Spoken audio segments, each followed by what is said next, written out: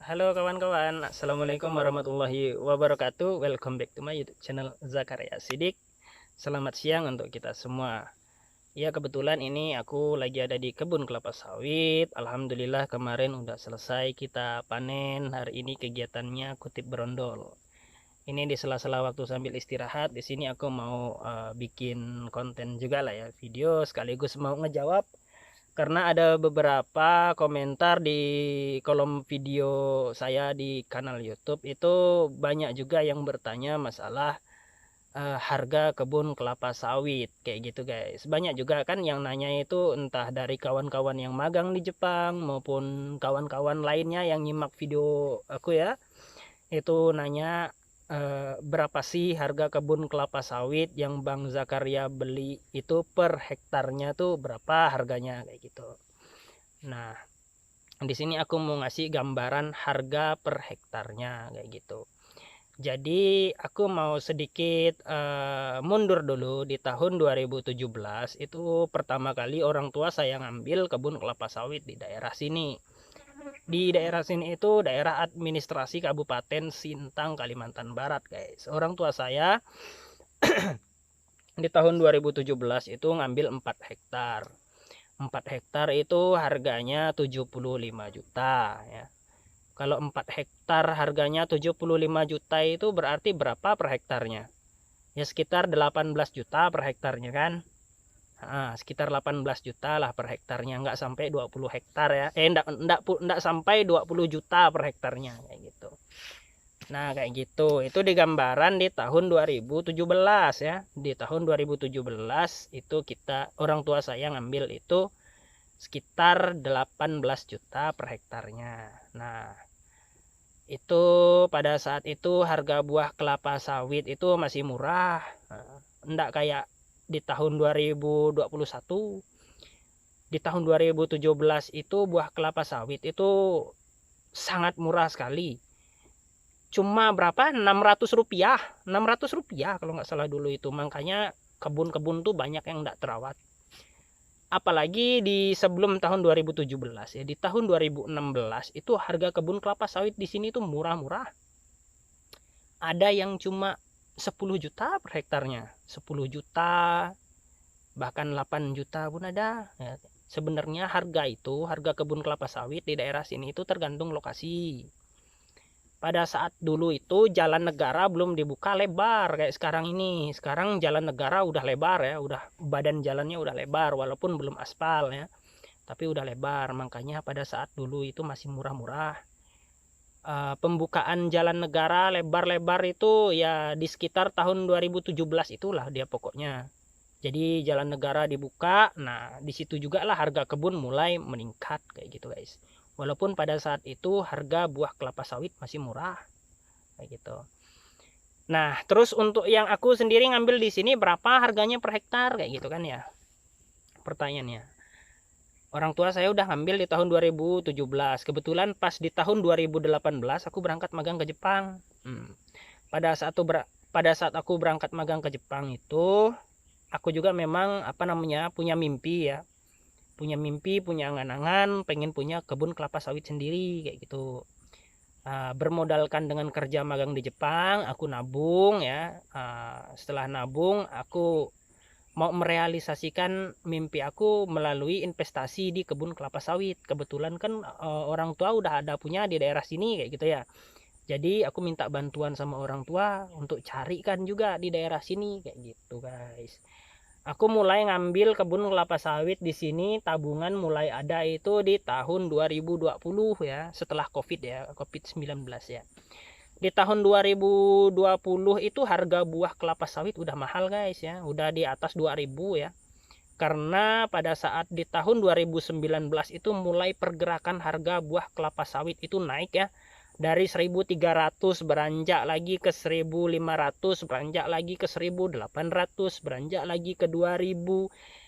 Di tahun 2020 lah disitulah mulai menginjak harga buah kelapa sawit itu di harga 2.000. Nah, kebetulan pada saat di tahun 2020 itu aku udah mulai punya tabungan untuk investasi di kebun kelapa sawit kayak gitu ya. Orang tua aku cari informasi, kemudian ada orang yang menawarkan juga ke orang tua saya ada kebun kelapa sawit kayak gitu ya. Ada kebun kelapa sawit di pinggir jalan negara mau dijual katanya kayak gitu guys. Terus dikasih informasi bahwa harganya itu 130 juta kayak gitu guys. Luas arealnya itu ada 6 hektar kebun kelapa sawitnya kayak gitu guys. Nah pada saat itu uang aku masih tabungan tuh bulat bah. Maksudnya bulat itu enggak sampai 130 juta tuh enggak sampai, cuma bulatnya itu ya 100 ya. Cuma punya 100 dan kayak gitu. Dan diskusi dengan orang tua untuk survei gitu ya, atau ketemu langsung dengan yang punya kebun ini. Inilah kebunnya nih, kebun yang 6 hektar yang pertama kali itu ya. Ini buahnya di belakang nih habis panen. Akhirnya orang tua coba kunjungi pemilik kebun ini, kita tanya apa motivasinya kebun ini dijual kayak gitu.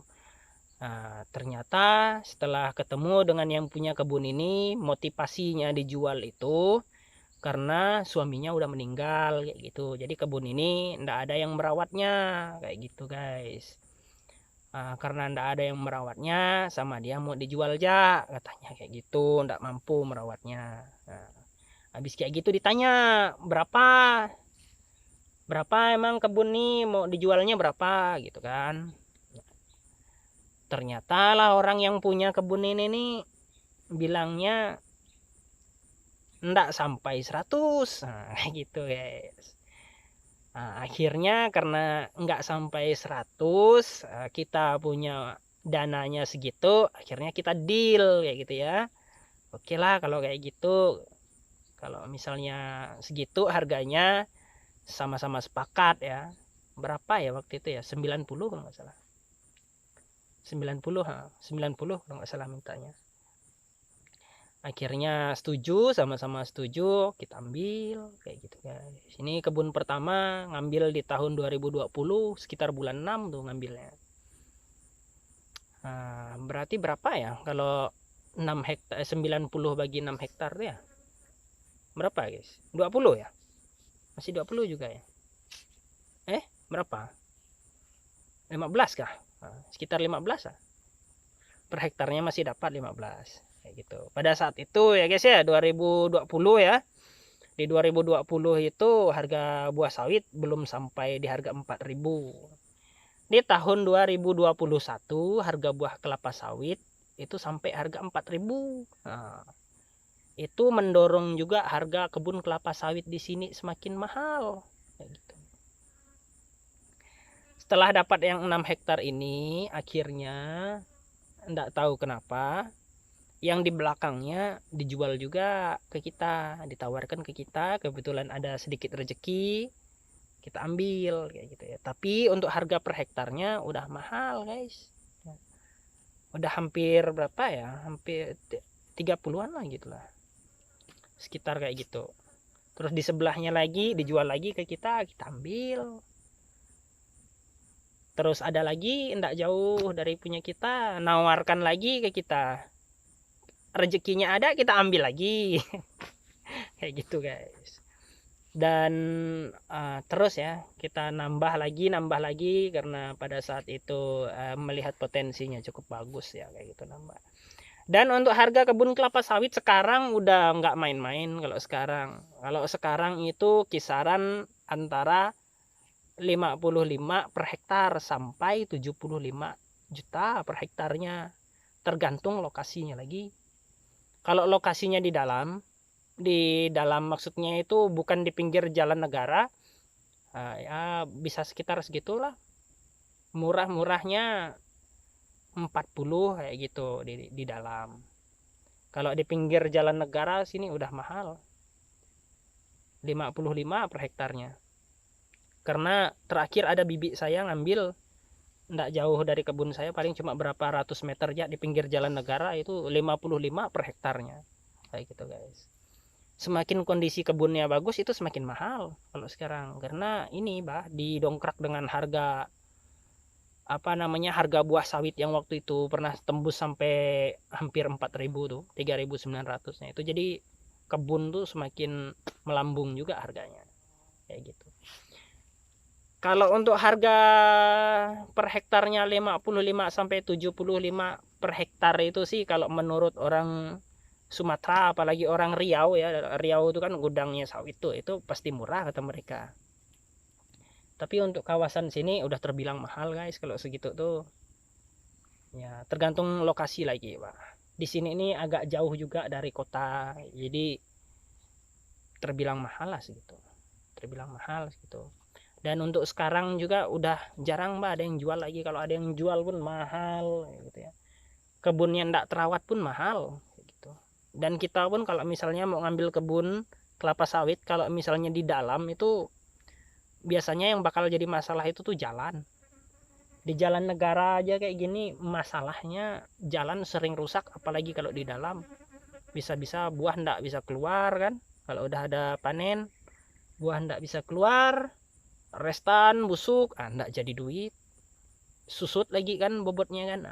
Susahnya tuh kalau di kebun kelapa sawit nih kayak gitu, kendala-kendalanya tuh kayak gitulah kira-kira. Dan memang dulu tuh jadi perhatian utama juga kebun kelapa sawit nih untuk tempat aku investasi selama aku waktu magang di Jepang itu, karena prospeknya cukup bagus Pak. Kelapa sawit nih kita nggak kerja setiap hari kayak orang nanam sayur, nggak kayak orang nanam palawija. Bisa ditinggal, hasilnya pun ya kalau dirawat tetap ada gitu. Jadinya ya lumayan lah untuk investasi jangka panjang tuh, kita masih bisa dapat hasil kayak gitu guys. Nah kalau untuk kawan-kawan yang ada kerja di luar negeri ya, kalau untuk orang Kalimantan, kalau bisa sih ambil sawit gitu ya, karena sawit nih prospeknya walaupun ndak bagus-bagus amat, tapi bisa untuk simpanan, bisa untuk bulanan kayak gitu kan, kita masih bisa cari kerja lainnya. Kayak gitu, kayak orang Sumatera boleh juga di sawit ya untuk investasi, kecuali untuk kawan-kawan yang ada di Jawa. Kalau kawan-kawan yang ada di Jawa investasinya paling ya paling bagus tuh ya yang misalnya ndak mudah menguap nilainya tuh ya sawah, kebun ya kan, bisa disewakan juga ya, atau properti ya kayak ruko-ruko kayak gitu. Cuma kalau investasi kayak di ruko-ruko properti kayak gitu harus pandai juga nengok apa namanya kondisinya kan, jalurnya. Kalau jalurnya jalur bagus tuh potensialnya bagus juga kayak gitu sih kawan-kawan. Mudah-mudahan kawan-kawan yang nanya dapat jawaban ya. Kawan-kawan yang nanya kisaran harga per hektarnya di daerah kebunku sini, mudah-mudahan terjawab lah dengan adanya video ini pun. Ini sekaligus aku sharing juga untuk kawan-kawan ya, kira-kira kayak gitulah. Kalau sekarang nih mau nambah lagi kebun kelapa sawit nih, pengen juga nambah, tapi susah nyari yang di pinggir jalan negara. Udah ndak mau orang jualnya lagi, ndak kayak dulu. Kalau dulu tuh orang masih ndak terlalu fokus dengan kebun kelapa sawit orang daerah sini nih. Kalau sekarang udah tahu potensi sawit itu bagus ya, biasa jadi andalan ya, andalan utama kayak gitu. Jadi orang sini banyak ngerawat kebunnya. Dan kalau mereka tahu mereka itu punya kebun kelapa sawit di pinggir jalan negara, mereka ndak mau jualnya, ndak mau dilepasnya. Karena memang namanya jalan itu memang utama Pak, faktor utama bisa keluarnya buah. Kalau misalnya jalannya rusak kayak di pedalaman dalam-dalam masuk ke dalam gitu ya, di luar daripada jalan poros negara, susah keluar, ndak jadi duit tuh. Kayak gitu guys ya, mudah-mudahan lah harga kelapa sawit nih terus stabil, harga pupuk juga enggak naik terus ya. Oke kayak gitu guys ya, mudah-mudahan terjawab lah ya. Aku cukupkan dulu video ini, mau ngelanjut brondol lagi kayak gini nih, brondol sawit nih. Nah ini brondol sawit nih yang kayak gini, yang lepas-lepas dari buahnya kayak gini Pak, yang kita pungut tuh, yang jatuh-jatuh di bawah pohonnya itu kita pungut. Ini kalau nggak dipungut sayang kadang, karena ini bisa jadi duit juga nih. Oke lah, kayak gitu aja dulu ya. Yuk, assalamualaikum.